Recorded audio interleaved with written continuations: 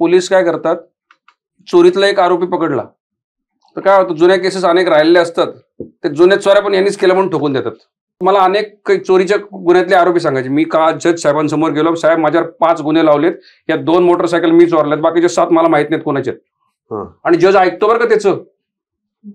पण जज ऐकतो. जज का ऐकतो माहिती का, जजला माहिती असतं की हा जे बोलतोय, कारण तो आगतिक आहे, ही रंगवलेली स्टोरी आहे. आणि कित्येक वेळा जज म्हणतो की एक काम कर, किती वर्ष आतेस, 3 वर्ष, शिक्षा किती वर्षी, 3 वर्ष आहे, ते शिक्षेत सोडतो, जा घरी.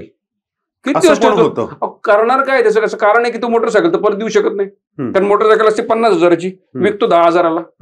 ते 10,000 गांजा फुकून दारू पिऊन संपून टाकतो, कोर्ट आतमध्ये येतो, त्याला सांभाळण्यात आम्ही 40,000 रुपये खर्च केले. मग तेवढे तेच पैसे ते समोरच्या जसं मोटरसायकल आली असती, मग आम्ही कशाला वापरतो पैसे, आम्हालाच कळत नाही. पण कोर्ट प्रशासनाला काहीच नाही बोलत का याच्यावरती? कसं आहे माहिती का, तुम्ही जजच्या नजरेतून पहा या गोष्टी, त्याच्यावर दररोज त्याच्या छाताडावर या गोष्टी धडकत असतात. कदाचित त्याच्याही मनात हा विचार असेल की यार त्याला आभाळच फाटले, कुठे कुठे ठिगळं लावू मी. बरं, असं नाही की माणसं निगेटिव्ह असतात. मला असं वाटतंय वय वाढल्यानंतर, अनुभवातून गेल्यानंतर, भारतासारख्या देशामध्ये जो प्रशासनात काम करतो ना, त्याला एका गोष्टीची सवय लागते, त्याला आपल्या पदाच्या, आपल्या अधिकारांच्या मर्यादा कळतात.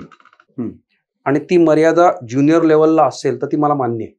फक्त मला आश्चर्य याचं वाटतं की वरिष्ठ पदावर जाणारे लोक हातबल दिसतात, ज्यांना ही मर्यादा नाही, ज्यांना ही फरशी दिसत नाही, त्यांना अख्खा परिसर दिसतो, अख्खा ग्राउंड दिसतं, ते जर ती घाण साफ करू शकत नसतील तर मला चिंतेची गोष्ट वाटते.